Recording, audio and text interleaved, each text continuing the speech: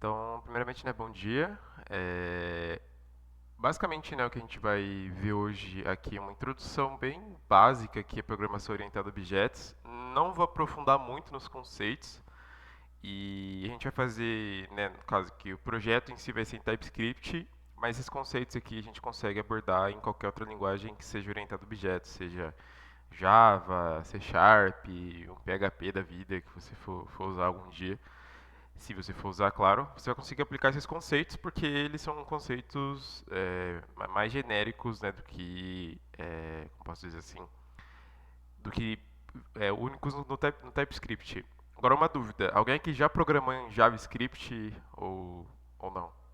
Tipo, só pra gente começar. Cara, em Java, sim. Java, mas JavaScript não. Não, JavaScript, no caso, só abreviei. Ah, tá. Então, beleza. Vou dar uma breve explicada aqui do que seria o TypeScript, né? Então, basicamente, o TypeScript, ele é uma... vamos dizer que ele é uma extensão, né, do JavaScript, só que ele é tipado. Por que que ele é desenvolvido pela Microsoft, né? Na real, ele como posso dizer, a manutenção, né, do TypeScript é da Microsoft, então a Microsoft criou o TypeScript, então, tipo, não é uma linguagem tão velha assim, então é uma linguagem que pega o JavaScript e acaba tipando ele em alguns casos. Depois você consegue deixar a tipagem um pouco mais fraca, se você quiser e tudo mais. Mas a ideia é que o TypeScript seja bem parecido com o Java ou alguma outra linguagem que tenha uma tipagem forte. Então, basicamente aqui ele é um JavaScript. Então, dependendo do jeito que você configura seu TypeScript, você consegue escrever JavaScript normalmente com ele. Inclusive o Nest.js, que é um framework que a gente vai usar mais para frente, você consegue usar só JavaScript nele sem problema. Mas a ideia é que ele seja um pouco mais chatinho nessas coisas. Agora, pergunta importante: vocês entendem a necessidade de tipar? Não sei se vocês programam em Python, programam em alguma outra linguagem que às vezes não necessita fazer isso. Vocês entendem a necessidade de que tipar essas coisas aqui é importante, né? Ou, ou alguém não consegue enxergar isso? Eu vou acabar mostrando alguns exemplos. Mas se vocês estiverem interessados, a doc do TypeScript é uma documentação até que boa, né? Tipo, uma documentação da Microsoft. E basicamente você consegue pegar aqui o básico. Então, é, basicamente o TypeScript vai funcionar muito parecido com o JavaScript, tanto em questão de sintaxe e tudo mais, mas com algumas coisas a mais que eu vou acabar mostrando. Então, se alguém não entender algum ponto, falar tipo, não entendi, eu explico de novo e não tem problema. Os exemplos que eu coloquei aqui hoje são bem simples. E a ideia hoje a gente vai acabar usando um pouco desse playground aqui. Eu até recomendo que vocês usem. Eu vou mandar provavelmente vocês acham aqui, né, do TypeScript. Eu vou mandar aqui no bate-papo do chat, né, onde tem esse balãozinho aqui. Vocês conseguem acessar a documentação depois. Dê uma olhada, é interessante. Tem esse playground aqui que é basicamente um ambiente de dev para você conseguir fazer essas coisas. E sem mais delongas, eu vi que entrou um pessoal aí, bora começar essa parte da apresentação. Então, hoje a gente vai ver algumas coisas que a gente precisa para trabalhar com Nest.js, que ele é um framework bem orientado a objetos, assim, tipo, ele funciona com bastante conceitos aqui. E eu não sei se alguém aqui já fez PO, ou alguém já fez? Se, tipo, se já fizer, fala aí. Talvez, Eu já fiz, sim. tá, vou supor vou supor que o restante não fez, mas não se assustem com a ideia em si. A gente vai ter muito tempo para trabalhar essas coisas. É que a ideia é que a apresentação seja um pouco mais rápida. Eu trouxe alguns exemplos bem simples, então, tipo, não entendeu? Tipo, abre o microfone e fala que a gente consegue repetir de novo. Então, aqui são os assuntos que a gente vai falar aqui agora. Então, vamos falar sobre a programação orientada a objetos em si, né? Então, a programação orientada a objetos, que a gente abrevia por PO, né? Então, se vocês forem... Tem uma matéria na faculdade disso, uma matéria que, tipo assim, eu achei divertida na hora que eu fiz. Não sei com que professor vocês fizeram, mas achei legal. Geralmente é em Java, né? Mas a gente consegue aplicar esses conceitos para outras linguagens. Então, ela é um paradigma de programação. O que a gente entende como paradigma? A gente entende como uma maneira que você tem de resolver certos problemas. Então, a gente está muito acostumado com, por exemplo, fazer um script em Python que usa um paradigma mais funcional, assim, de você escrever funções e tudo mais. Tem outros paradigmas que você consegue utilizar, mas basicamente a programação orientada a objeto é um paradigma que se baseia no uso de objetos, né? Então, o que seriam esses objetos? Basicamente, os objetos são estruturas que a gente vai acabar utilizando, que eles vão combinar né, atributos e métodos. O que são os atributos? São as características desses objetos. Ah, mas o que seria um objeto em si? Pode ser qualquer coisa. E vocês vão ver literalmente que quando a gente falar em instanciar um objeto, pode ser qualquer coisa mesmo. Então, tipo, não se prendam ao conceito de objeto como algo físico, algo que você consegue pegar, sabe? Muitas coisas a gente vai acabar falando que é um objeto. Por exemplo, uma classe de e-mail é um objeto. Vou instanciar aqui um objeto de e-mail. Por quê? Porque ele vai ter atributos. Atributos entendam como características do objeto e comportamentos que seriam os métodos, né? Então, por exemplo, um objeto pessoa, ele vai ter os métodos dele. Um objeto usuário vai ter os métodos dele que ele consegue executar. Então, esses métodos são ações que o objeto consegue executar. E qual que é a graça, né, de usar a programação orientada a objeto? Porque basicamente você não está pensando apenas em funções e lógica, a gente está sendo incentivado a organizar o código de um jeito que os objetos representem entidades reais ou abstratas. O que isso possibilita para a gente? Qual que é a vantagem?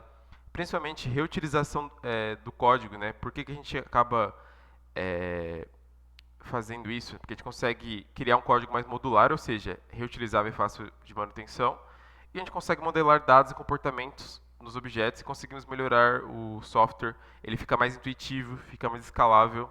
Então, uma coisa, tipo assim, que, na minha opinião, a primeira vez que eu me deparei com os conceitos de PO, eu falei, nossa, mano, eu estou programando de um jeito que eu tô tipo, quebrando muita cabeça, eu tô repetindo muito código, eu tô meio que perdendo tempo aqui, e você vê que PO, tipo, é, as coisas se encaixam de um jeito que fica bem legal aqui de trabalhar.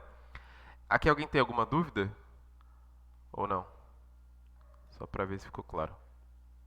Tipo, mano. Beleza, então se tiver. Beleza, vamos pro próximo slide. Vamos para os conceitos fundamentais de PO, porque tem alguns aqui. Primeira coisa, né, a gente vai falar de novo o que é classe e objeto.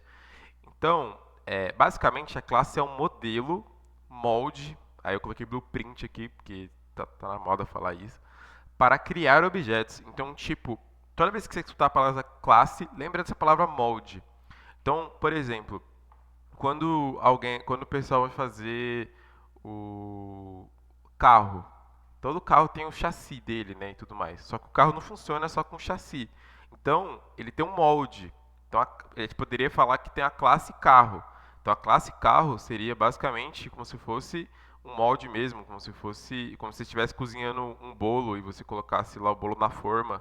E aquele seria o molde da sua classe, só que ele não é o objeto em si. Porque a classe, ela não tem. Ela, no caso, sem instanciar um objeto, ela não consegue executar alguma ação ou algo do tipo. E é isso que a gente vai acabar trabalhando agora. Então a classe ela vai ser responsável somente por definir os atributos dos objetos que a gente vai colocar nela e os métodos. Qual que é a finalidade, né, de a gente ter classe e objeto? Então as classes vão permitir que a gente defina os atributos e métodos de um objeto de forma centralizada. Em TypeScript, essas classes vão ajudar a gente a estruturar o código e implementar alguns princípios de PO. Eu vou abrir esse carinha aqui pra gente. Deixa eu ver se ele abriu aqui já em segundo plano. Deixa eu ver se é esse cara. Então, basicamente, vou começar com uma classe bem simples. Aqui é o playground do TypeScript, depois vocês conseguem entrar e tudo mais. Eu quero que vocês entendam aqui alguma coisa. Eu vou primeiramente comentar isso daqui. E basicamente aqui é onde eu estou escrevendo o código. A sintaxe do TypeScript é dessa forma, então coloco o class, o nome da minha classe. Então aqui eu estou criando uma classe pessoa. Aqui você consegue definir os atributos. Então vamos lá, uma pessoa, ela tem um nome. E aí essa sintaxe do TypeScript basicamente é para você tipar esse atributo. Por quê? Para você ter uma melhor previsibilidade do comportamento que essa classe vai ter. Se eu por acaso criar aqui um atributo, sei lá, por exemplo, nascimento, e deixar n, eu posso fazer isso, no caso, ele permite que eu faça isso, eu tenho como posso dizer, ele tem uma certa dificuldade em prever o que vai acontecer com esse atributo. Então vamos supor que aqui no atributo eu receba aqui um nascimento que seja do tipo date, que é o tipo lá do JavaScript, mesmo tipo que a gente tem lá. E eu falar assim agora, this.nascimento é igual a o nascimento que eu estou recebendo aqui. Ele já, no caso aqui, ele está deixando, porque eu estou falando que isso aqui é do tipo N.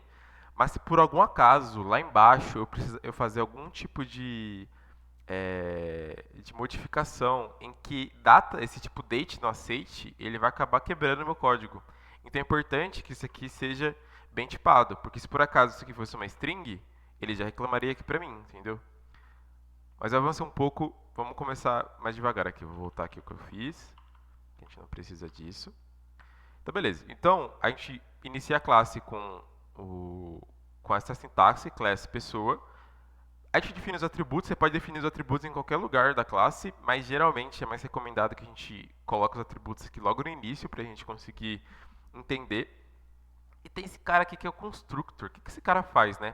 Então, o constructor, né, o construtor da classe, nada mais é uma forma, né, que seria uma função que a gente tem, que a gente consegue instanciar novos objetos. Eu posso ter mais de um construtor da classe? Posso.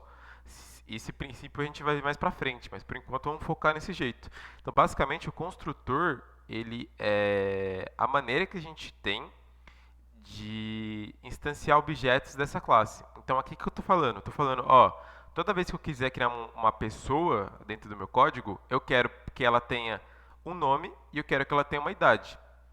E aí eu faço a atribuição no caso aqui, aos atributos. O que esse this, né, quer dizer aqui dentro?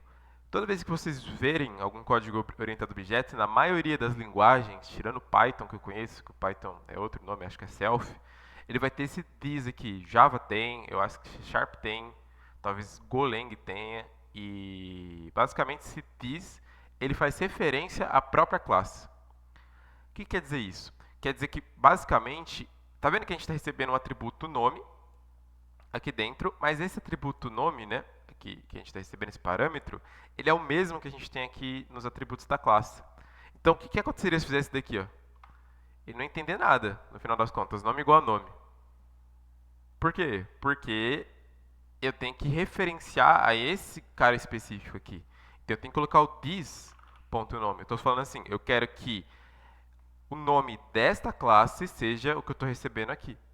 Ficou claro isso daqui? Porque eu sei que isso aqui é um pouco chato de entender no começo. Tranquilo. Beleza. Então, Tipo, eu posso ter um atributo que não é mencionado no construtor?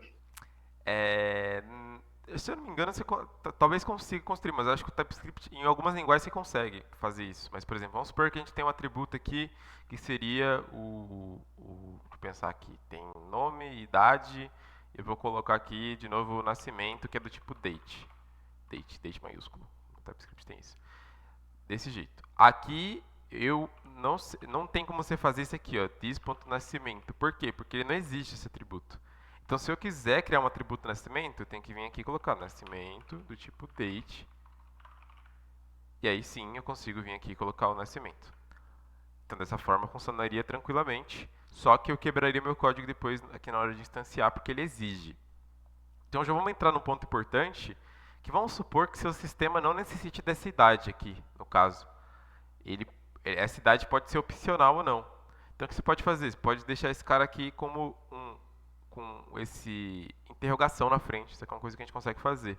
Mas é coisa do TypeScript, tem outras linguagens que faz desse jeito. E você poderia fazer algo do tipo assim, ó. Esse cara aqui não necessariamente precisa receber alguma coisa. E aqui dentro você poderia colocar uma lógica. Se tiver nascimento, tal, e você colocaria aqui esse atributo. Mas aí vai depender do jeito que você está programa. Beleza. Então, até aqui, tudo beleza. Então, a gente sabe agora o que são atributos da classe, como que a gente cria objetos a partir dela, construtor, e aqui embaixo tem os métodos, ó, que legal. Por exemplo, eu criei um método complementar aqui. O TypeScript ele tem essa sintaxe, então basicamente você coloca o nome do método que você tem. Esse void quer dizer que esse método não retorna nada, então aqui você tipo o retorno dele. Eu poderia retornar uma string, por exemplo. E aqui basicamente meu método complementar ele vai dar um console log. Console log, para quem não sabe no JavaScript, é como se fosse o print do Python ou system.out.println lá do Java que você tem. Então ele é uma forma que você tem de imprimir coisas no console. Então quando eu chamar, toda vez que eu chamar esse método complementar aqui, ele não vai retornar nada, mas ele vai dar um console log aqui. Essa sintaxe aqui que a gente tem é do JavaScript e basicamente é um jeito que a gente tem de criar template strings, né? Então é um jeito que a gente tem de é, eu já vi linguagem igual Java, que você tinha lá o system.out.printf. Aí você colocava a string, botava onde você queria colocar as coisas, aí no final você colocar os atributos. Em TypeScript é mais fácil, é só você colocar aqui uma string com crase ao invés de aspas duplas, e aí você bota esse cifrão chave e você consegue colocar as coisas. Então o que esse método complementar faz? Ele vai dar um log no console com: olá, meu nome é this.nome, ou seja, ele está acessando esse parâmetro aqui, esse atributo da classe, e this.idade, ou seja, ele vai acessar esse idade aqui. Vamos ver como é que funciona? Então vamos supor que eu vou instanciar essa pessoa 1 aqui, ó. Então const, no TypeScript const quer dizer que eu estou criando uma constante, poderia ser um var ou um let, mas a gente deixa aqui const, e a gente coloca pessoa 1. Como que eu instancio objetos? Tem essa palavra new aqui. Não sei se a linguagem que vocês programam tem, Java tem, Python não tem. Mas o que esse new quer dizer? É a palavra reservada do JavaScript e do TypeScript, né, aqui no caso, para você instanciar objetos. Então o que eu estou falando aqui? Ó? Const pessoa 1 é igual a uma nova pessoa. E aqui eu passo os parâmetros na ordem. Tá vendo quando eu passo o mouse ele fala aqui, ó, pessoa recebe o nome, uma idade, e eu posso passar um nascimento para essa pessoa aqui. Então, vamos fazer isso aqui. Então, new, pessoa, Ana, igual a 25. Beleza, agora ele sabe que esse const pessoa 1 é do tipo pessoa. Deu para entender como que a gente instancia um novo objeto? Vou criar uma outra pessoa. Vou criar aqui, ó, const pessoa 2 igual a new, pessoa, e eu passo. Você passa primeiro nome. Ah, o nome da pessoa vai ser, sei lá, Gil. A idade da pessoa vai ser 23. E o nascimento dele é um parâmetro que eu deixei opcional. Ah, vou falar que o nascimento dele aqui é o new date, sei lá, que dia é hoje? 9 do 11 de 2003, por exemplo. Não, aí não precisaria passar esse parâmetro dele aqui, né? Eu tô chapando o globo. Porque se eu fizesse desse jeito aqui, né, se eu passasse o nascimento, eu conseguiria calcular a idade lá depois. Vamos passar só desse jeito. Então aqui eu tenho duas pessoas, e essas duas pessoas aqui, elas têm atributos diferentes. Então percebem uma coisa, elas são da mesma classe, vamos esquecer aqui a implementação. Então elas pertencem à mesma classe e elas podem, e aí, no caso aqui, elas têm atributos diferentes. Mas o que quer dizer? Qual que é a vantagem delas pertencerem à mesma classe? No final das contas, vocês podem pensar, nossa, você chegou e fez a mesma coisa, tipo, duas vezes. Mas não, por quê? Vamos supor que eu tenha aqui sei lá, um método que eu preciso chegar e chamar a pessoa, ó, por exemplo, vamos chamar a pessoa um ponto complementar aqui, ó. Se eu fizer isso e dar um run, tá vendo? Ó? Ele mandou, olá, meu nome é Ana, tenho 25 anos. Se por acaso eu mudar esse cara aqui para pessoa 2 e dar um run, ele mudou o nome, ó. Gil, tenho 23 anos. Ou seja, ele está fazendo a mesma coisa com atributos diferentes. Qual que é a vantagem disso? Você ganha tempo na hora de você desenvolver. Porque você cria a classe uma vez, você pode reutilizar métodos que você, por exemplo, você está num arquivo específico. Você não precisa copiar e colar sua função, se ela vai fazer a mesma coisa. Você pode simplesmente criar uma classe disso, executar os mesmos métodos em partes diferentes do seu código, reutilizar métodos. A gente vai ter depois aqui alguns princípios que a gente consegue sobrescrever métodos e tudo mais, mas por enquanto, vamos entender que isso aqui é uma coisa bem tipo, diferente do que a gente faz. Vamos fazer um agora. Deixa eu ver se consigo criar um novo. Eu acho que eu posso simplesmente apagar aqui. Vamos fazer do zero agora. Alguém aí abre o microfone e sugere alguma coisa, algum objeto do mundo, assim. Não precisa ser um objeto físico, né? Pode ser uma classe de outra coisa. Só pra gente criar junto aqui, pra gente tentar. Bolo. Bolo, beleza, vamos criar a classe bolo. Então, class bolo. Primeira coisa, quais as características de um bolo que vocês podem falar? Tipo, obviamente, bolo, vamos supor que tem. No caso aqui tem diversos bolos, né? Mas a gente tem bolos específicos. O que difere um bolo do outro, no final das contas? Pode colocar cobertura, recheio, sei lá. Vamos colocar então assim a massa, vamos supor, a massa, eu vou falar que é do tipo string. E como é que ele tá reclamando? Ah, tá, porque eu tenho que inicializar isso aqui. Por enquanto ele vai reclamar mesmo. A massa, ele tem então no caso aqui um recheio, vamos supor, recheio, string. Ele tem uma cobertura, que vai ser do tipo string. Eu vou colocar agora aqui um tipo numérico, um peso, que é do tipo number. E ele vai ter, no caso aqui, por exemplo, um tamanho, que a gente vai deixar como por enquanto eu vou colocar o tamanho dele. Vocês podem fazer algo do tipo assim, ó. Algo do gênero. Colocar assim, você. Tipo, como é que eu tô com o teclado em inglês? Eu tenho que mudar para português, que eu não tenho esse pipe no teclado aqui. Vamos supor que eu coloque assim, G e P, o tamanho. O que acontece? Quando fizer algo do tipo, ele vai aceitar só as letras G e P aqui dentro. No final das contas. É uma coisa legal que a gente tem também de criar meio que nossos próprios tipos aqui. Beleza, então esse seria o nosso bolo. Primeira coisa que a gente tem que fazer, como que eu consigo instanciar objetos do tipo bolo? Tem que criar um construtor. O que esse construtor vai receber? Ah, esse construtor vai receber uma massa do tipo string, vai receber um recheio, recheio do tipo string, cobertura do tipo string. Não se atentem, tipo, não se prendam a que o nome do atributo seja igual ao nome, né, daqui do parâmetro que eu estou passando. Por quê? Porque vamos supor que eu vou chamar aqui cobertura de cob, sei lá, só pra gente ter alguma coisa diferente aqui. Peso vai ser do tipo number e o tamanho dele vai ser do tipo number. Não, vai ser do tipo. No caso aqui ele vai aceitar só esse GOP aqui. Eu posso tipar desse jeito aqui. Beleza, abri e fechei chaves. Agora eu preciso inicializar. Vamos inicializar o atributo massa. Então, this.massa igual recebe massa daqui do parâmetro. This.recheio recebe o recheio aqui. E o cobertura? O this.cobertura ele vai receber o cob aqui de dentro. Não vai receber o cobertura, porque o nome que eu passei aqui dentro é cob. E eu vou fazer a mesma coisa para o peso. This.peso igual a peso. E o this.tamanho recebe aqui o tamanho da minha classe. Agora minha classe em teoria está funcionando. Eu consigo vir aqui agora e falar assim, ó, const bolo de chocolate igual a new bolo e eu conseguiria criar um bolo de chocolate aqui perfeitamente. Eu estou fazendo esse jeito aqui porque esse jeito aqui fica mais fácil de vocês visualizarem. Então, beleza, vou passar aqui qual que é a massa dele. Ah, a massa dele é chocolate. Ah, qual que é o recheio dele? O recheio dele é, sei lá, de coco. Ah, qual que é a cobertura dele? Ah, a cobertura dele vai ser sei lá, de Nutella. Ah, qual que é o peso dele? O peso dele vai ser de 500 gramas. 500, vamos supor que a gente está colocando peso em gramas aqui, 500. Ah, e o tamanho do bolo? Ah, o tamanho do bolo vai ser P, que é o tamanho que a gente coloca. Inclusive, a gente poderia fazer algo até interessante aqui.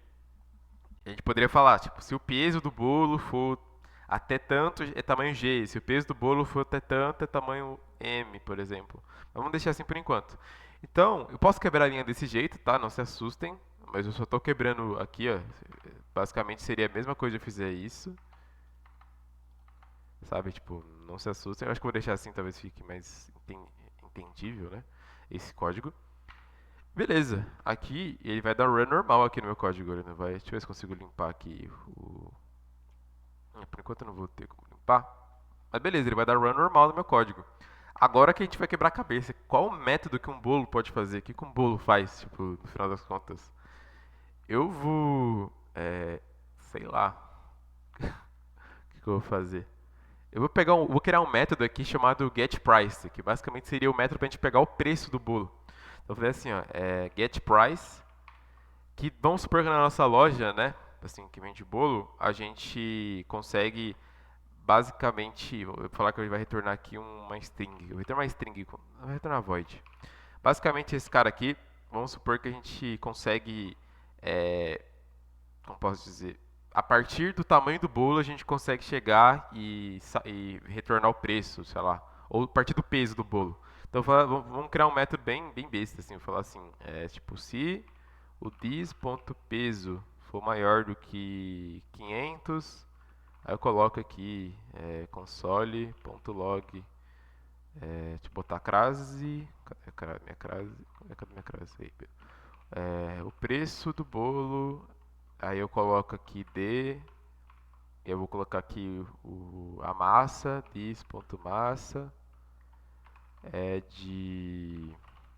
Eu boto aqui não, os reais. Talvez ele reclame ele por causa do negócio. É de... E aí vamos botar aqui, sei lá, se o bolo for...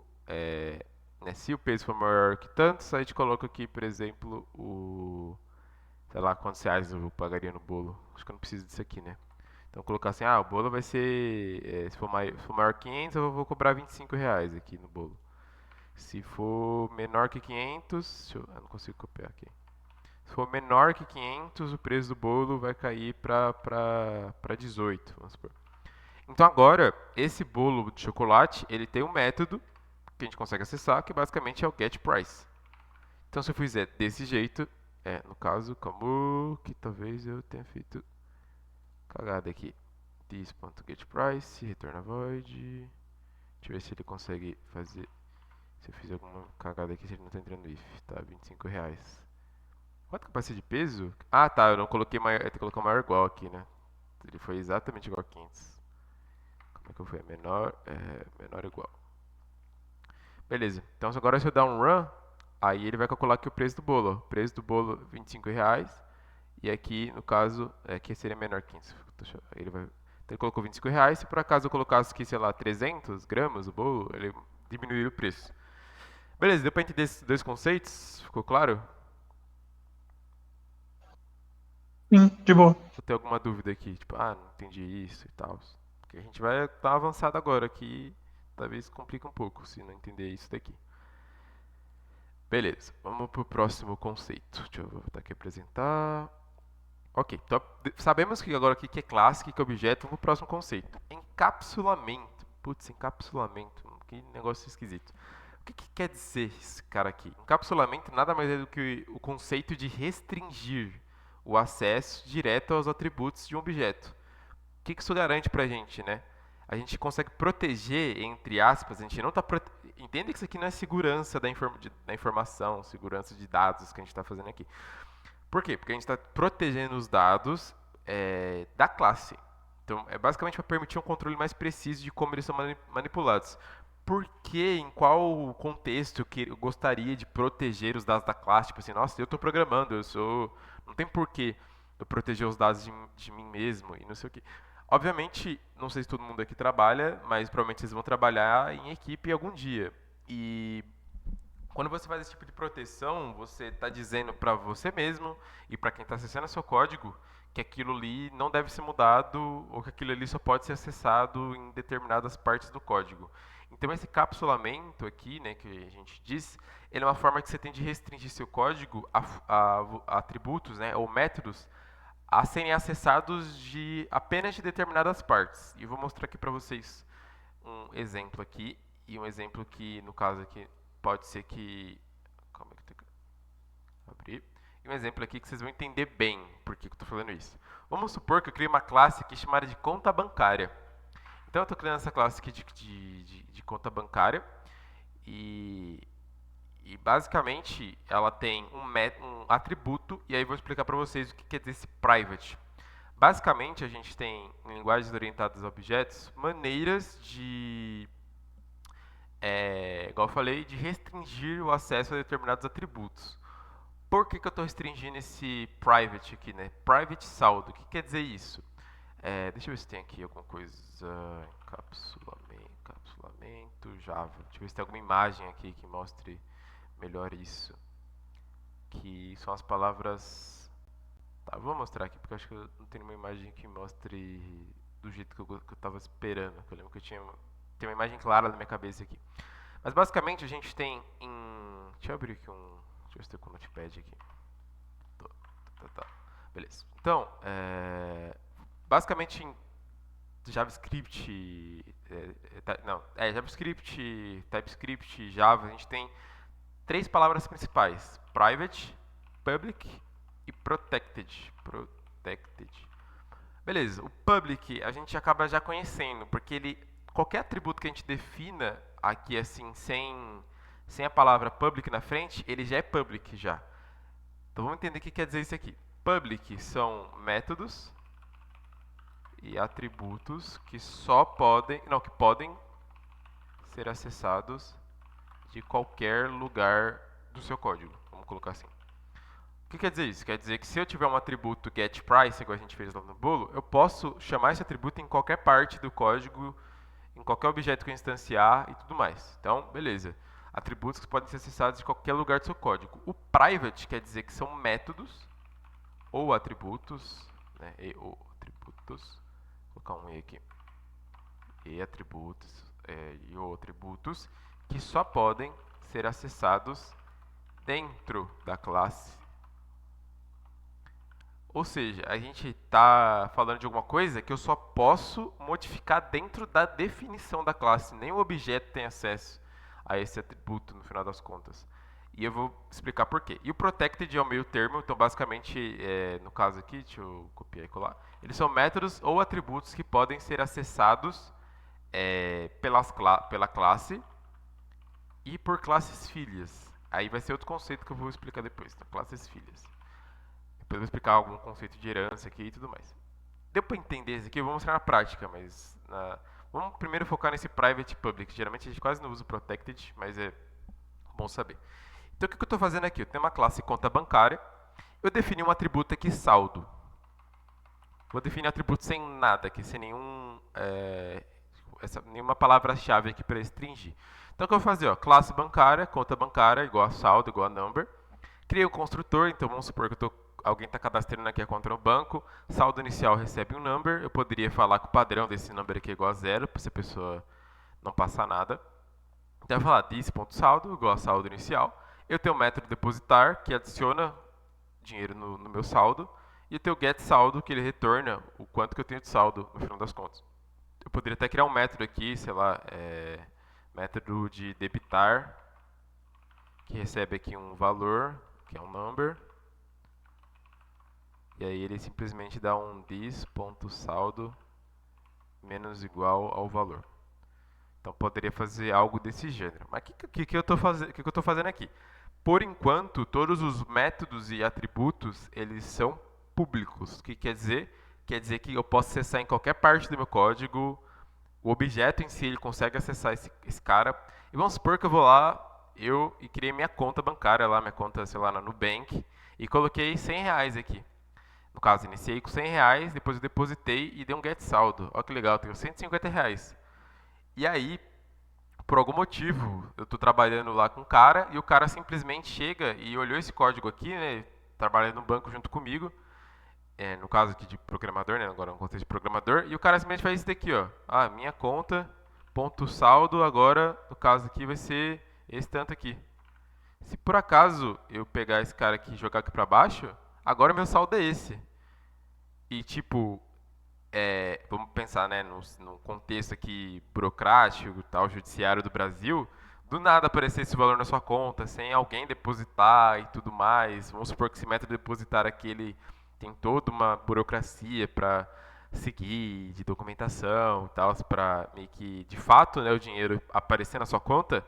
Isso aqui é um pulo gigantesco, né? Então isso aqui geraria muitos problemas para o banco, como que aparece esse valor no contra o cara, geraria problemas para a própria pessoa, como que tipo, você tem esse valor aí, tipo, não tem transação nenhuma e tudo mais.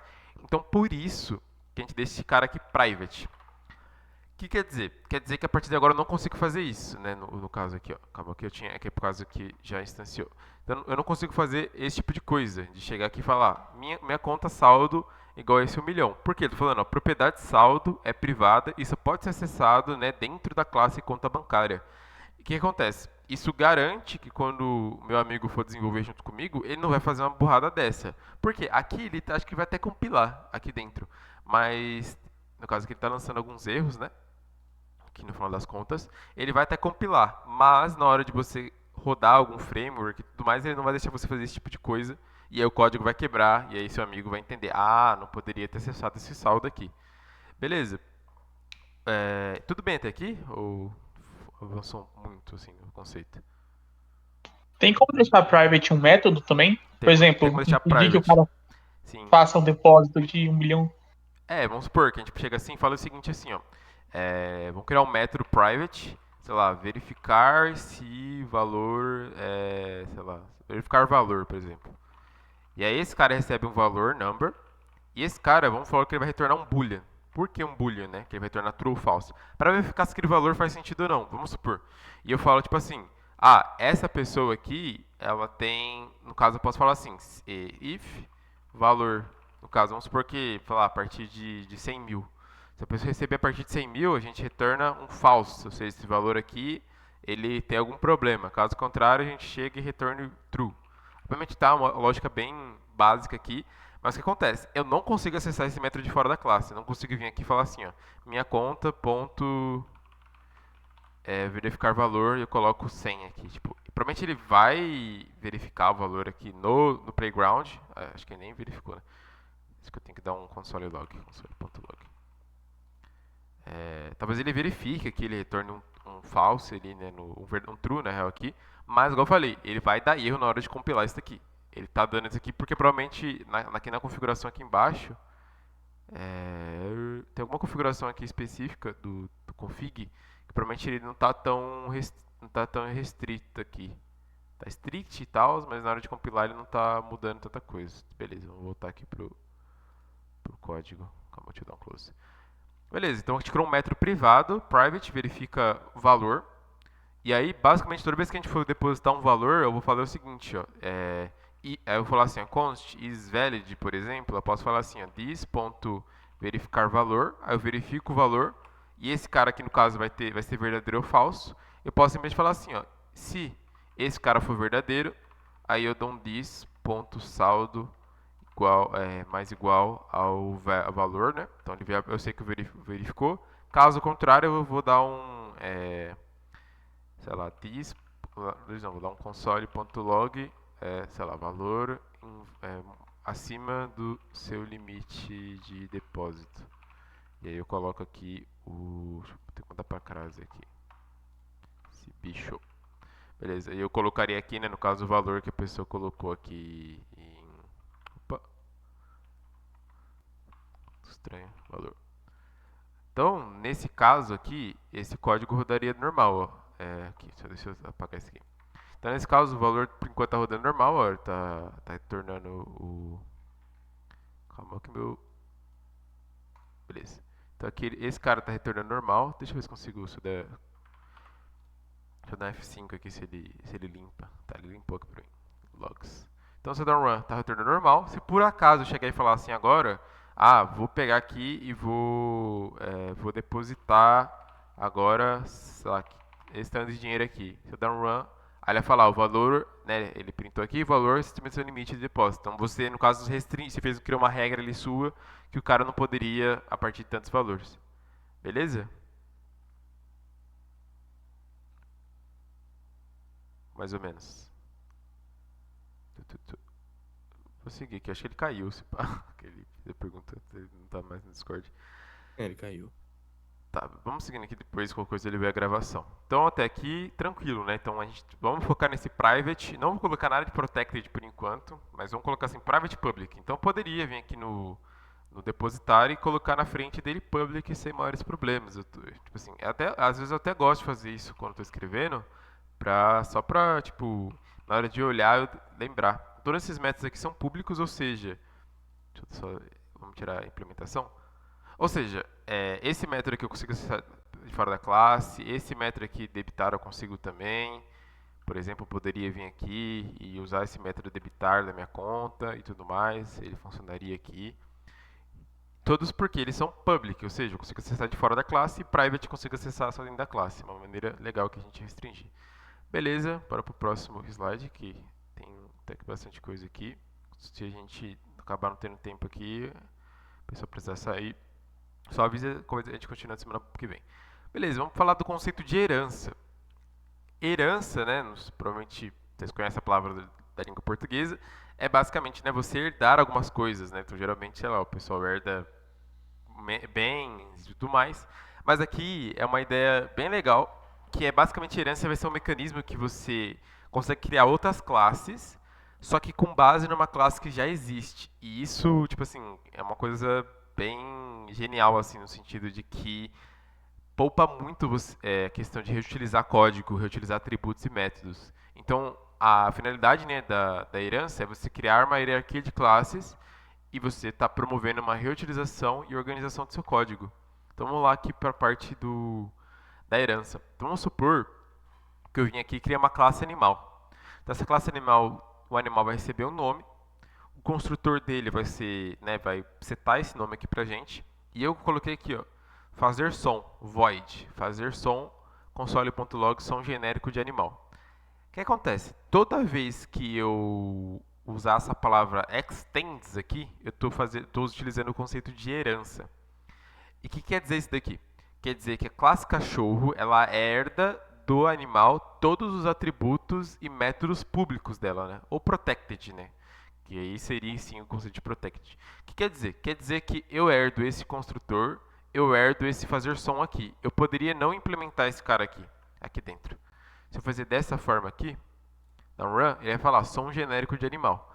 Mas, quando eu faço isso, e aqui é outro conceito de programação orientada a objeto, eu estou sobrescrevendo o método da classe mãe. Né? Então vamos entender que essa classe mãe, essa aqui é a classe filho, né? A classe cachorro.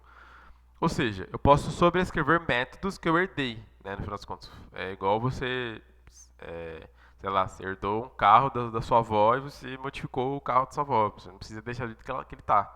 Isso aqui é importante também, porque eu posso definir depois métodos mais genéricos e eu posso, no caso aqui, né, deixar eles mais específicos dentro da classe.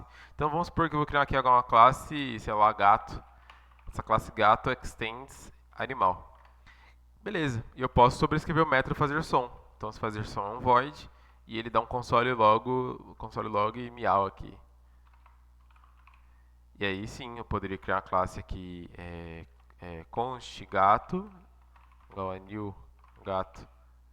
Eu coloco gato, sei lá, gato vou chamar tomate o nome do gato. E eu poderia falar assim que o gato ponto fazer som. E aí o gato emite o som dele. Beleza esse conceito aqui? É meio estranho essa questão de eu vou herdar alguma coisa e tudo mais, mas eu coloquei um exemplo que eu acho que talvez fique claro, né? Então, você pode criar classes mais genéricas, estender essas classes em classes mais específicas e reutilizar métodos dela. Porque vamos supor que eu tenho um método aqui que fazia assim, ó, método andar, void, e ele vai dar um console.log e vai falar assim, e aí ele vai pegar aqui tem que colocar aqui a crase. E vai falar assim, ó, this.name, né, está andando, ponto. E agora, eu posso chamar tanto no gato quanto no cachorro, fala assim, ó, gato.andar, cachorro.andar. E aí eu posso dar um run e ele vai, tipo, pegar o nome do cachorro e ele aplicou para as duas classes. Só que essas duas classes, elas estão definidas aqui, né, em 5 linhas. E elas estão herdando atributos de uma classe que tem 15 aqui no total, né, de código. Ou seja, você conseguiu diminuir bastante o número de linhas, você não repetiu nada de código aqui dentro, e agora você tem coisas reutilizáveis aqui. Beleza? Até aqui. Vamos passar para o próximo conceito. O próximo conceito que a gente tem é o conceito de polimorfismo. Então, polimorfismo ele vem realmente da palavra de polimórfico, né? Então, de assumir várias formas. E, basicamente, o polimorfismo vai permitir que um método tenha diferentes comportamentos com base no objeto que o invoca, né? Que está chamando aquele método. Qual que é a finalidade dele? Facilita o uso de métodos de forma mais flexível e reduz a complexidade de código. Beleza, lembra que a gente fez agora aqui? Lembra que eu coloquei lá que o método falar lá do cachorro era diferente do método do gato? É isso que a gente está querendo fazer, polimorfismo, ou seja, o mesmo método está assumindo diferentes formas, diferentes finalidades e tudo mais. Então, beleza, bora entrar nesse cara aqui e ver o que esse cara tem de exemplo. Então, mais um exemplo aqui com animal. Então, eu coloquei aqui um exemplo, classe ave. Essa classe ave é uma classe genérica, né? Estou generalizando essa classe, que é uma ave qualquer. E eu criei um método voar. Então, esse método voar coloca, esta ave está voando. Quando eu crio uma classe mais específica, que no caso estou falando que é o pato, eu estou colocando extends ave, ou seja, eu estou herdando os métodos da ave. E quando eu faço isso daqui, voar, né, no caso eu estou sobrescrevendo o método, inclusive esse é um conceito de PO, ou seja, eu estou sobrescrevendo o método voar, eu estou fazendo que esse método voar assuma diferentes formas, né? Então o que eu estou fazendo? Voar é igual a console log o pato está voando baixo. E eu poderia criar também uma classe águia, que herda, né, os atributos da classe ave, e poderia colocar voar, esta águia está voando alto. Ou seja, eu estou colocando coisas mais específicas na classe pato e na classe águia do que eu defini aqui na classe ave. Isso é o conceito de polimorfismo, ou seja, uma classe de um mesmo objeto pode assumir formas diferentes, né? E tudo mais. Então aqui eu só deixei aqui um const ave só pra gente que ignora isso aqui, é só pra gente ver o que está acontecendo. E essa é a ideia de polimorfismo. Então, o mesmo método pode assumir diferentes formas, a mesma classe e tudo mais. Beleza até aqui? Uma dúvida sobre polimorfismo? Acho que aqui, Por mim, tranquilo. conforme eu estiver avançando aqui as coisas, fica mais claro as coisas. Aqui é um conceito muito legal também aqui do programação orientada a objeto, que é de abstração. Então, abstração é um conceito, né, no caso que a gente está simplificando a complexidade, né, de alguns métodos ao esconder detalhes, né, de lógica de negócio e tudo mais, e a gente está expondo apenas funcionalidades essenciais. Tá, ficou estranho aqui essa definição, mas é a definição que geralmente o pessoal dá. Mas vamos ver o que quer dizer essa parte de abstração. Então, toda vez que vocês escutarem a palavra, ou escutarem não, vocês verem a palavra abstract, o menino voltou aí, o menino do o Felipe, né, que ele tinha caído. Você conseguiu escutar lá a explicação, Felipe, antes de você cair? Não sei se tá aí, mas beleza.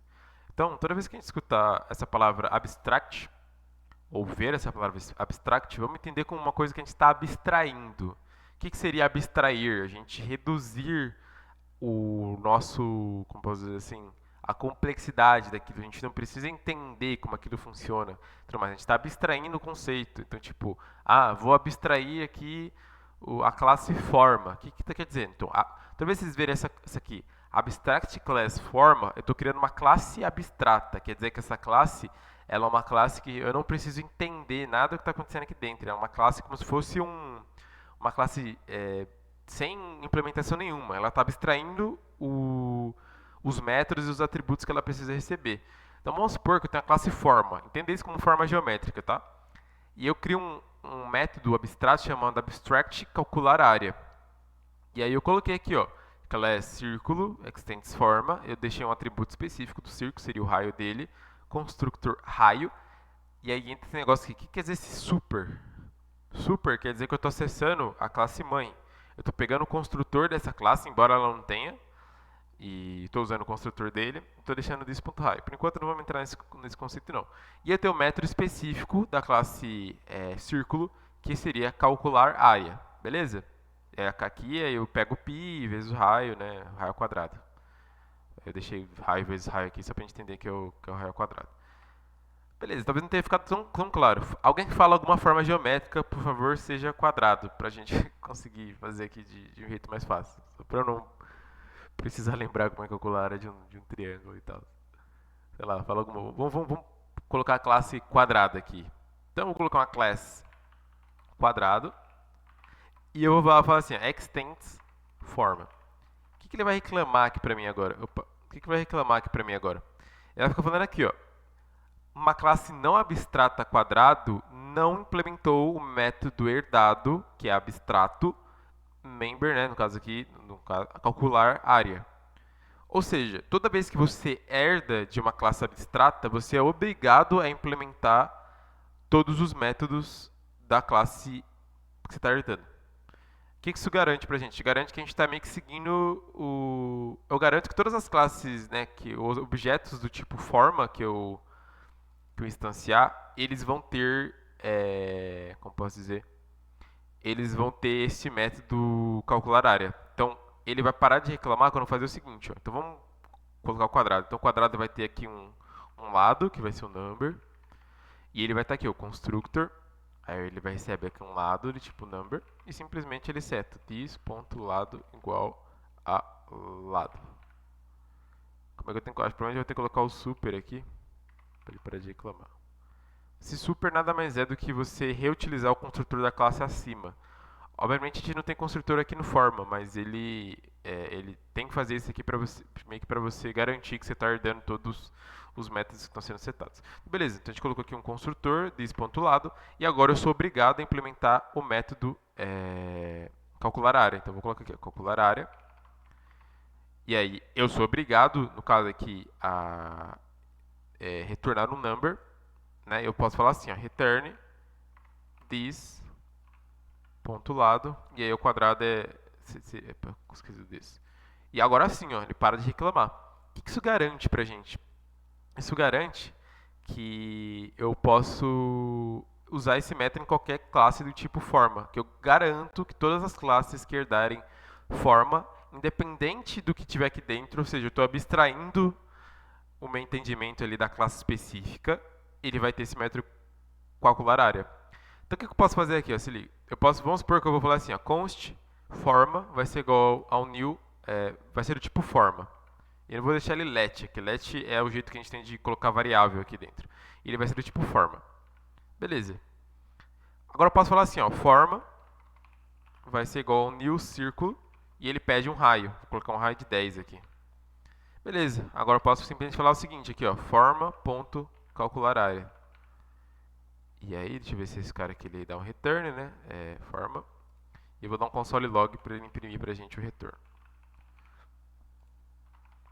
Beleza. Se eu fizer desse jeito, ele vai calcular uma área doidona aqui pra mim, que seria a área de um círculo, né? Uma área de um círculo aqui de 10 unidades. Mas, se por algum motivo eu falar agora, esse cara aqui é um quadrado, ele vai... Eu mudei aqui uma palavra do meu código e eu reutilizei, né? No caso que ele fez 10 vezes 10, e eu reutilizei o método do forma. Isso daqui a gente usou dois conceitos. Abstração, eu não preciso entender como que a classe específica quadrado está implementando calcular área. Eu só estou garantindo que ela tem esse método.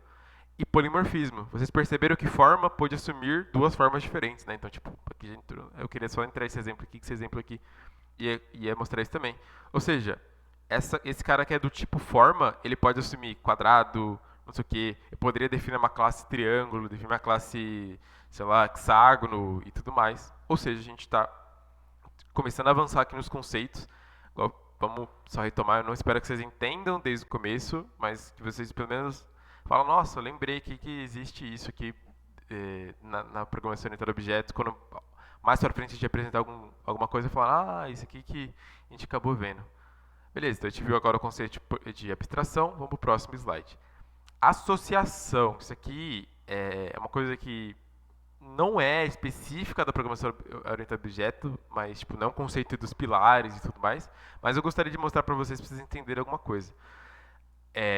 Basicamente, a associação é uma relação simples entre dois objetos. A gente vai ver três conceitos aqui: associação, não consigo voltar para trás, agregação e composição. Primeiro, associação. Então, são três jeitos que a gente tem de meio que os objetos conversarem entre si. E a gente vai ver isso bastante em Nest.js e em outras coisas. Então, associação vai ser uma relação simples entre dois objetos, na qual um objeto usa o outro. Não há relação de propriedade ou dependência total entre os objetos. O que quer dizer isso? Quando a gente está associando os objetos conseguem coexistir sem o outro, sabe? Tipo, eles não precisam estar os dois existindo. Então, o objeto específico A não precisa do B para existir. Então, os objetos se relacionam de maneira que um conhece o outro e pode usar métodos ou acessar dados, mas a relação não implica que o objeto pertence, né? Então, é uma maneira de associar dois objetos diferentes, abstraindo a necessidade de entender. Deixa eu voltar aqui. Como é que eu saio da apresentação aqui? Eu não estou conseguindo sair. Eu juro pra vocês que eu não consigo sair da apresentação aqui. Será que eu tenho que ir até o final? Ai, meu Deus do céu. Por algum motivo eu não consigo sair. Deixa eu diminuir. Boa. Beleza, vamos pra parte aqui de associação. Então, associação, vamos supor que eu tenho uma classe professor aqui. Então, o professor recebe o nome, ele tem um construtor dele e ele tem o método ensinar. Certo? Eu tenho uma classe disciplina, então a disciplina recebe o nome e simplesmente tem um nome, atributo nome. Basicamente, o que eu estou fazendo aqui? Nesse método de ensinar, eu tenho que receber um objeto da classe disciplina aqui dentro. O que implica, no final das contas? O objeto professor vai deixar de existir se eu não tiver uma disciplina? Não. Por quê? Porque a construção desse objeto só depende do parâmetro nome. ele não recebe uma disciplina aqui nos parâmetros. Ou seja, ele vai funcionar, ele só não vai funcionar esse método ensinar. Ou seja, é um jeito que a gente está associando. Aqui no final, né, eu coloco duas disciplinas e coloco o professor ensinar a disciplina. Está falando, Carlos está ensinando disciplina. Poderia chegar aqui, colocar um professor, sei lá, Luiz. Meu teclado simplesmente parou aqui, agora que eu percebi, por causa disso que não tá vendo. Então posso colocar aqui a classe Luiz, e ele está ensinando agora, sei lá, ensinando inglês. E dá um run, o Luiz está ensinando inglês. Ou seja, o que eu estou associando dois objetos, estou falando que o método ensinar meio que depende, né, de um parâmetro de disciplina, mas os dois objetos conseguem coexistir sem o outro, no final das contas. Porque eu não preciso passar esse objeto aqui para dentro. Isso aqui é um conceito, sei lá, eu não lembrava disso aqui, tipo, acaba que no dia a dia se percebe, mas é só um conceito pra gente falar, ah, beleza, isso aqui existe.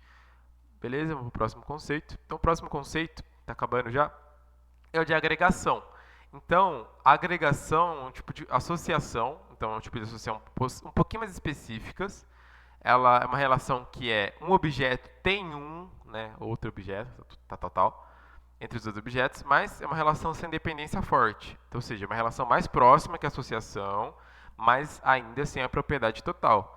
Na agregação, o objeto chamado agregador, ou aggregator, provavelmente vocês vão ver esse conceito, pode conter referências a outros objetos agregados. Beleza, vamos tentar entender o que isso aqui é de agregador, de não sei o que. Vamos supor, eu tenho que definir aqui as classes mais específicas, né? Deixa eu abrir o exemplo do anterior, de associação, só para eu definir essas duas classes aqui. Seria parar de e vou definir esses const professor e const disciplina aqui. Beleza, vamos tentar entender isso daqui. Então, criei uma classe departamento agora, naquele contexto que a gente tem a disciplina e tudo mais, o professor e a disciplina. E esse departamento, ele tem um nome, e esse departamento pode ser composto de professores. Ou seja, quando eu estou fazendo isso daqui, eu estou colocando um atributo na classe departamento que depende da existência de outras classes. Obviamente, quando a gente está instanciando um novo departamento, eu deixei esse cara como vazio, aqui, como um array vazio. Só que ele é uma classe que pode perceber que a associação não é tão forte. Por quê? Porque o departamento não precisa, né, do professor para existir, mas, de certa forma, as características desse departamento dependem de outra classe. Então, esse é um tipo de agregação. Ou seja, eu estou criando um agregador de professores dentro do apartamento. Então, quando eu coloco aqui departamento, ponto adicionar professor, e coloco, né, o professor Carlos de matemática, e estou adicionando esse professor no departamento. Então, esse é um tipo de relação entre objetos que eu tenho, mas é uma relação tão forte quanto o que a gente vai ver agora. Beleza até aqui? Tipo, não é um conceito que vocês precisam levar para a vida, mas aqui é um conceito só de... É só para a gente trabalhar com alguns exemplos aqui, vocês entenderem que algumas classes podem depender de outras. E aqui a gente vem para composição. Deixa eu colocar aqui, composição. O que seria essa composição, né? Então, basicamente, a definição dela é um tipo de mais forte de agregação, onde os objetos compostos no objeto principal, né? Os objetos compostos dependem, né? Acabei não lendo isso aqui. Depende do objeto principal. Ou seja, se o objeto principal for destruído, os objetos compostos também são. Na composição, o objeto dono, entre aspas, possui e controla a existência dos objetos componentes. Como assim, né? Então, uma forte dependência. E isso aqui é uma coisa legal. Então, vamos supor que eu tenho uma classe motor. Então, eu tenho uma classe motor de carro aqui. Então, essa classe motor recebe uma string, né, o tipo dele. Então, sei lá, motor... Eu sou muito ruim com mecânica, principalmente de automóveis, então eu estou colocando aqui um tipo aqui. E o constructor dele, né, no caso, recebe o tipo e seta esse tipo. Por enquanto, essa classe motor é bem simples comparado ao que a gente acabou vendo aqui. E agora, quando eu falar assim, ó, class carro recebe um motor, no caso, né, no construtor da classe ele recebe o tipo de motor e aqui no construtor ele instancia o tipo de motor. O que quer dizer agora? Se por algum acaso eu não passar, né, essa classe não existir, eu simplesmente mato a classe carro que depende dela. Então, vamos supor que eu tenho aqui também uma classe moto, que aí eu coloco motor, vai ser do tipo motor, e eu coloco no construtor da moto, foi ser moto, motor, e eu coloco no construtor como é que tem que pular aqui? No construtor da moto eu falo assim, ó, agora recebe o tipo, que é uma string, e aí eu coloco this.motor igual a new motor e eu boto o tipo dele aqui dentro. Quando eu faço isso, quer dizer que basicamente se eu comentar essa classe aqui, meu código inteiro vai estar quebrado. Todas as classes que dependem da classe motor vai parar de existir. E isso quer dizer o quê? Forte agregação, forte dependência entre as duas classes. E isso você vai ver bastante. E isso é um conceito que vocês têm que utilizar, principalmente quando vocês estão criando algum serviço, algo do tipo, algum serviço que depende de outro para existir. Então é interessante que vocês façam isso. Quer ver um exemplo bem besta, mas que... Não, eu não vou fazer esse exemplo não, porque talvez a gente tenha passado aqui um pouquinho do tempo que eu estava esperando fazer. Mas é um jeito que vocês têm de aprender e provavelmente vocês vão precisar usar isso aqui algum dia. Tipo assim, putz, estou criando uma classe específica aqui, essa classe aqui eu preciso chegar e enviar um e-mail. Ah, então tem que passar para ele um serviço de e-mail aqui dentro. E no Nest.js vocês vão ver muito, mas muito essas coisas aqui dentro. Beleza, próximo conceito, composição, injeção de dependência. Prometo que só tem mais os dois conceitos aqui, já está acabando. Injeção de dependência, ou Dependency Injection, aqui, né, que o DI, é um padrão, né, um design pattern. Inclusive, a próxima vez que a gente se encontrar, a gente vai falar um pouquinho de padrões de projeto. É um design pattern que, basicamente, um objeto recebe suas dependências de forma externa. Ou seja, em vez de você criar internamente, igual a gente criou lá no construtor, a gente vai criar a partir né, vai injetar dependências dentro da classe. Qual que é a finalidade disso, né? Então ele facilita a manutenção de código e a visibilidade da dependência da classe. Vou mostrar aqui o exemplo. Então tem um exemplo de repositório. O que seria esse repositório? Geralmente em projetos assim, alguém aqui já mexeu com MySQL? Tipo, algum MySQL ou algum banco de dados? Tipo, Bem pouco. beleza, não vamos ter nada, por enquanto a gente não vai ver nada de banco. Mas basicamente um repositório a gente acaba usando bastante em ORM. O que seria um ORM? A gente vai acabar usando esse cara aqui. Aqui tem um negócio legal aqui que mas basicamente o ORM em si, ele é esse Object Relational Mapping. Ele é um jeito que a gente tem de conversar com o banco de dados sem precisar escrever comandos mais SQL, né, no final das contas. Então ele é como se fosse uma interface aqui entre a classe e a tabela que a gente consegue conversar com o banco. E geralmente a gente usa esse padrão repository aqui que a gente vai ver na outra semana, mas por enquanto não precisa entender bem. Vamos entender aqui que é uma classe repositório e repositório está se referindo a uma tabela no banco de dados. Então, classe repositório, eu tenho um método salvar, que recebe um dado, e ele coloca dado, tal, salva no banco de dados. Eu estou abstraindo aqui, obviamente, a gente não está salvando dado em banco. E eu vou criar uma classe usuário service, que seria uma classe de serviço. Basicamente, eu coloco um atributo repositório, que recebe o repositório, só que no construtor, pode perceber que ele é bem parecido lá com o conceito que a gente viu anteriormente, só que no construtor eu estou falando aqui, ó, repositório, né, eu tenho que receber um repositório aqui dentro. Ou seja, por quê? Porque aí eu tenho o método salvar usuário, que eu tenho this.repositório.salvar. Eu vou mostrar um exemplo aqui para vocês vão entender melhor. Mas no final aqui, quando a gente terminar esse conceito, eu vou mostrar um código todo em Nest.js, vocês vão ver que a gente está abordando muita coisa desse tipo.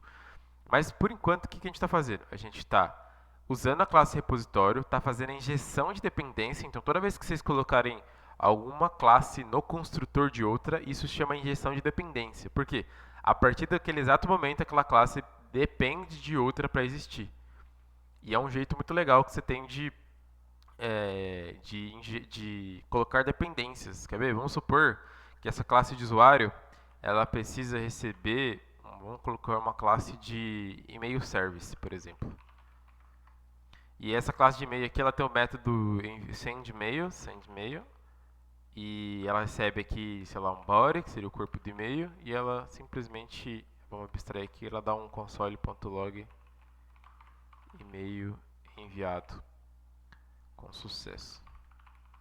Beleza, então ela recebe aqui, no caso que recebe um body, e vamos supor que a gente tem acesso ao e-mail do usuário e tudo mais. E aí eu poderia chegar aqui e falar o seguinte, a partir de agora o usuário tem que receber aqui um e-mail service.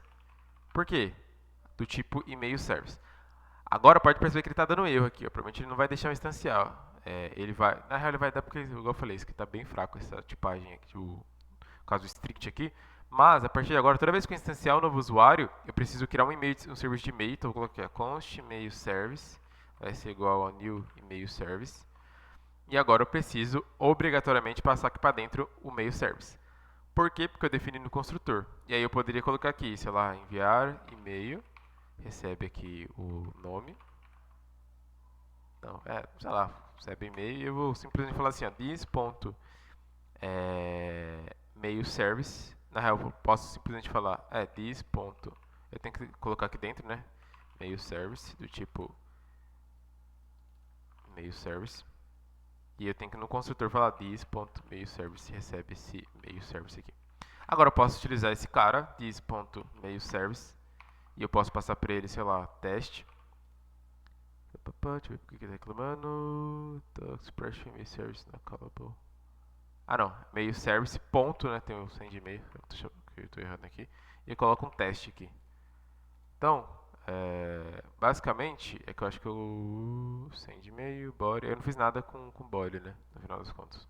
Mas basicamente eu posso chamar aqui agora aqui embaixo, esse cara, e vir aqui e falar send e-mail.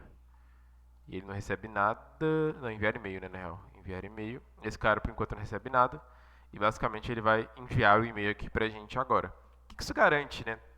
Garante que se por algum motivo no futuro e tudo mais, essa classe de e-mail mudar o formato que ela faz o e-mail, ela mudou o serviço, mudou o servidor de e-mail que a gente está usando, as outras classes não vão parar de funcionar e a gente tem uma forte dependência, ou seja, a gente garante que todo usuário eu consigo enviar um e-mail a partir dele porque eu estou fazendo essa gestão de dependência. E esse é um conceito muito, mas muito importante em programação orientada a objeto. E agora, por último e não menos importante, na real é menos importante que essa dependência sim, mas é uma coisa que vocês vão ver bastante, e a gente vai usar bastante no back-end, é o conceito de interface, que é bem parecido com o conceito de abstração, mas vocês vão ver que é um pouco diferente. Basicamente, uma interface vai ser um contrato que define quais métodos e propriedades uma classe deve conter, né, deve ter. Ela não fornece uma implementação concreta, mas estabelece uma estrutura que deve ser seguida pelas classes que implementam. O que quer dizer? Quer dizer que é como se fosse um contrato realmente. Então, vamos supor, lembra que a gente fez lá a questão lá do quadrado, com abstração. Agora eu posso simplesmente falar assim o seguinte, ó, interface forma, calcular área number. O que é isso aqui, né? No final das contas, calcular área é basicamente um método abstrato, no final das contas, só que eu estou definindo isso dentro de uma interface. Então, eu entender que uma interface... Opa, como é que eu apaguei o i? Uma interface aqui, no final das contas, ela é um contrato. Contrato a ser seguido.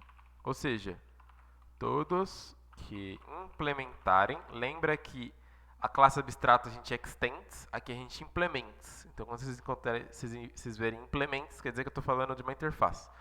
Todos que implementarem essa interface deverão conter todos os atributos ou métodos estabelecidos no contrato. Você está falando, nossa, que diferente e tal, mas é um jeito que a gente tem de prender o desenvolvimento a, assim, né, de caso restringir aqui, que garantir que certas coisas estejam implementadas. Então, quando eu crio essa interface forma aqui, essa é a sintaxe dela, e coloco esse método calcular área aqui dentro, pode perceber que eu não estou implementando esse método aqui e não devo implementar na interface um método. Essa que é a grande diferença entre abstração, entre classe abstrata e interface, é que na classe abstrata eu posso definir o método, na interface não. Por quê? Porque aqui eu uso mais interface que classe abstrata, mas aqui você está garantindo que as classes vão implementar. Então, se por acaso eu chegar aqui e criar... E o exemplo está muito parecido lá com o exemplo que a gente tem do quadrado e tudo mais, mas se por acaso eu chegar aqui na classe aqui triângulo e dar um implements forma, ele vai reclamar para mim que essa classe aqui não está implementando calcular área. E do próprio VS Code e outras coisas que a gente vai utilizar ali, já calcula aqui pra gente, ó. Esse até dá um throw not implemented método, Mas basicamente a gente vai ser obrigado aqui a implementar o método calcular área, que vai retornar um number, e eu preciso de alguma forma retornar alguma coisa. A forma como eu retorno aqui dentro, o que eu vou fazer aqui dentro não importa, mas eu sou obrigado a seguir o contrato que está estabelecido na interface. Qual o contrato? O contrato é calcular área. Ou seja, ele está falando, ó, você tem que calcular a área. Se por algum motivo eu falasse que não, você tem que chegar e colocar um método aqui de get area, por exemplo, e retornar um number. Todos vão dar erro aqui porque eu preciso implementar o método getArea. Então, é um jeito que eu tenho de estabelecer essas coisinhas aqui e tudo mais. Beleza, até aqui? Acho que acabou a apresentação. Só para a gente não ficar muito no mundo do conceito, esses exemplos mais básicos, eu vou mostrar no Nest.js. Por enquanto, não vamos se prender a entender o que está acontecendo ali e tudo mais. Vou mostrar aqui um código pronto, né? Então, se eu abrir aqui o Nest.js, ele vai ter vários exemplos disso. Vamos olhar aqui a documentação dele. Então, tem aqui a questão de filosofia do Nest.js. Depois a gente, basicamente, aqui durante esses encontros, a gente vai dar uma olhada bastante aqui na documentação. Mas eu acho que eu tenho, se eu estiver logado aqui no GitHub, eu devo ter algum exemplo legal aqui. Deixa eu ver se tem. Deixa eu pensar aqui no. Eu acho que. Acho que é o Skill Sage que eu fiz, que tem bastante coisa. Esse cara aqui. Beleza, eu tenho um front-end e um back-end, vamos olhar o back-end. E a gente vai ver bastante conceitos que a gente está vendo. Essa estrutura do Nest.js, tipo assim, não se assuste agora, depois a gente vai passar por tudo isso, mas eu quero mostrar algum exemplo de código. Então, eu tenho um exemplo de código de e-mail aqui. Lembra que eu falei do e-mail? E eu vou entrar aqui no serviço de e-mail. Vamos pegar esse cara aqui. É que eu acho que eu não consigo abrir. Consigo abrir esse cara em... Tá, beleza. Vou tentar dar um zoom aqui, tirar esse cara. Vamos dar uma olhada aqui dentro. Por enquanto, não vamos se atentar a como que o Nest.js funciona e tudo mais. Mas, eu estou definindo uma classe meio service. Eu posso chamar esse cara de qualquer coisa, no final das contas, chamar esse cara de qualquer tipo. Mas, no final das contas, o que a gente está fazendo aqui? Ó? Tá vendo que eu estou falando assim, ó, constructor, e eu estou usando esse @inject, não sei o que das quantas, @inject, isso aqui, e eu estou colocando aqui um private, read only, config service. Tudo isso que a gente está fazendo aqui se chama injeção de dependência. Ou seja, eu estou falando aqui, o serviço de e-mail, ele depende desse mailer, que é um serviço de transporter, né? Seria o transporter. Ele depende desse HBS, que é um outro serviço. Ele depende desse config service, que é um outro serviço também. Ou seja, a gente está fazendo injeção de dependência aqui. E aqui ele tem a implementação desse cara, send email with template. O que quer dizer? Quer dizer que agora eu tenho um e-mail service e eu posso utilizar ele em outras partes do código. Se eu não estiver enganado, a parte de usuário, ela tem isso. Então, quando eu tenho aqui no usuário, de novo, tá vendo que eu coloquei aqui, ó, constructor private read only mail service, ou seja, eu estou fazendo a injeção de dependência do mail service. Lembra que eu falei do conceito de repository? Tá aqui, ó, students repository. Eu estou criando um repositório de estudante para eu conseguir mexer com o banco de dados, a gente vai ver isso mais a fundo.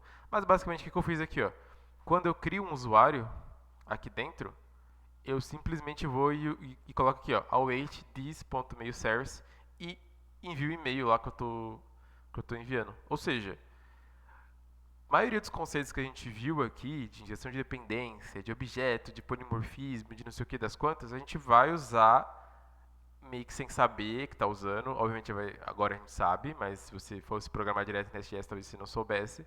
E a gente está simplesmente usando aqui conceitos de PO, obviamente muito mais, um pouquinho mais avançado aqui no sentido de framework, mas muito mais abstraído pelo Nest.js.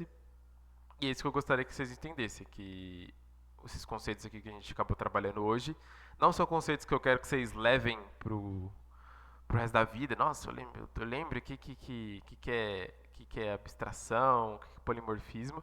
Obviamente no dia a dia vocês vão acabar usando isso e entendendo de forma mais simples, mas a ideia é a gente dar uma passada aqui e na próxima semana a gente vai de novo ter o encontro mais com conceitos um pouco mais avançados de PO, para que a gente consiga depois entrar no framework e tipo já mandar bala, conseguir fazer nossos primeiros projetos e tudo mais. Beleza? Vou parar aqui a gravação.